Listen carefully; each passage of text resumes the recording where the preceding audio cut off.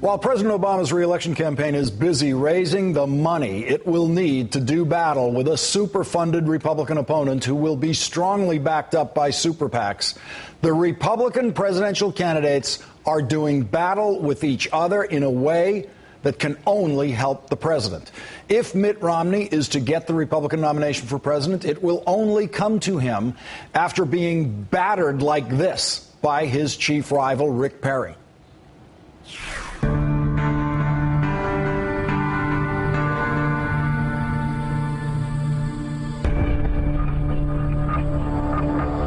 I'm a conservative businessman.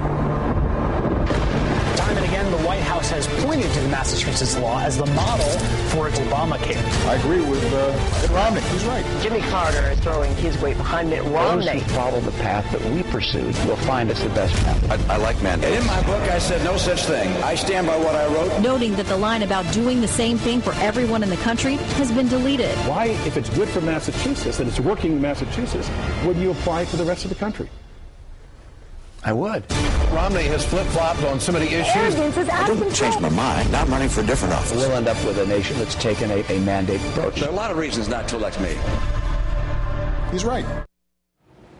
Yes, that was Chris Hayes co-starring in a Rick Perry anti-Romney commercial. In response to that video, the Romney campaign said, quote, Rick Perry is a desperate candidate who will say and do anything to prop up his sinking campaign. After a mere 8 weeks on the trail, Governor Perry is poised to dethrone his one-time boss, Al Gore, as the most prolific exaggerator and truth fumbler in presidential campaign history. If Rick Perry is to be the Republican nominee, it will only come after attacks like that from Mitt Romney and after Mitt Romney has driven home the message to every Republican voter that Rick Perry is an enemy of Social Security. The term Ponzi scheme, I think, is over the top and unnecessary and frightful to many people. But the real issue is that in writing his book, Governor Perry pointed out that in his view, that Social Security is unconstitutional, that this is not something the federal government ought to be involved in.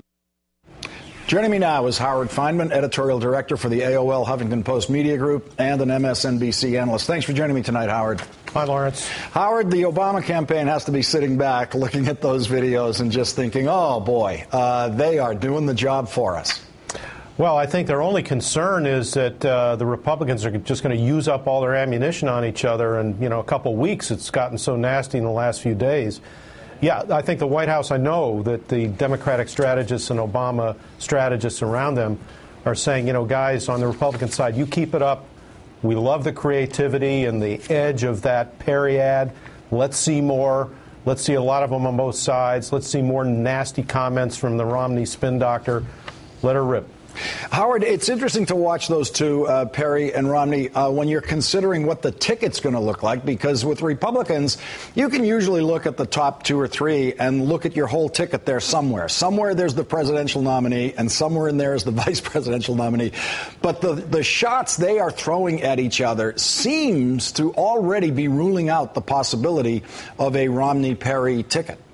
Well, Lawrence, you and I have both been around a long time, and you know that no matter how nasty it gets, there's always the possibility that desperation or circumstance will drive two people like Romney and Perry together in the end. But I also, having been around for a while, I can tell you that it's really unusual for things to be this nasty right now.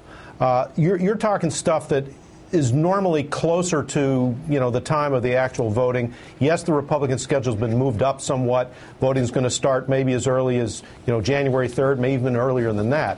But still, to reach that level of intensity right now shows that, some people are getting antsy, and that would specifically be the Perry campaign.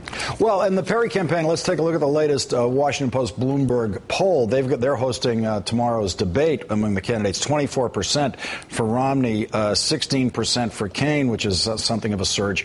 Perry sinking, just like the Romney campaign says. It is a desperate sinking campaign.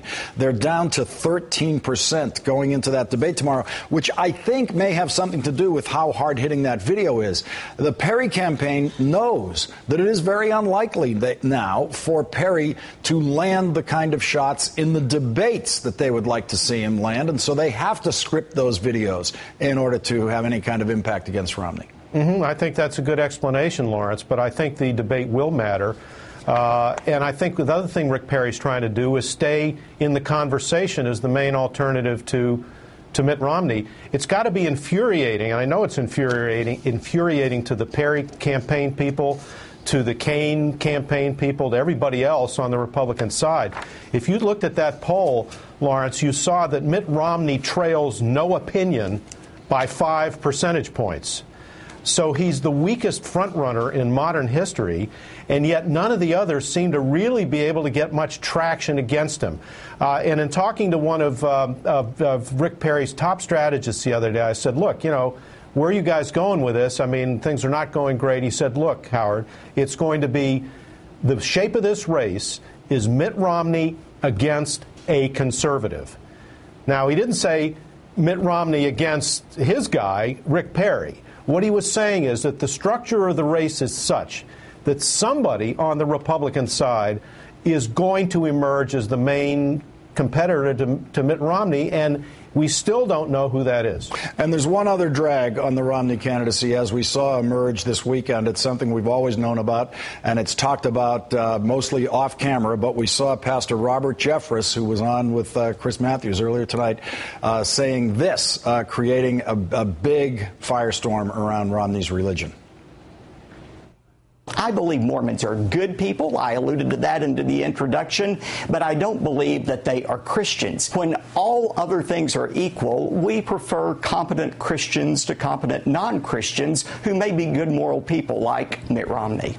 Howard, as we know, no matter what happens to that dialogue in terms of its public presentation, in terms of television, how much more airtime it gets, it absolutely is the background noise on the ground in Iowa among Republican evangelicals and in all of these primary states among Republican evangelicals. Well, there's no question about it. And even though Mitt Romney calls it out as bigoted, even though Bill Bennett denounced Reverend Jeffress, even though John Huntsman demanded that, Rick Perry, repudiate the Reverend, that is the background noise, and it's especially important in the Bible Belt. In Iowa, yes, but also in the southern states.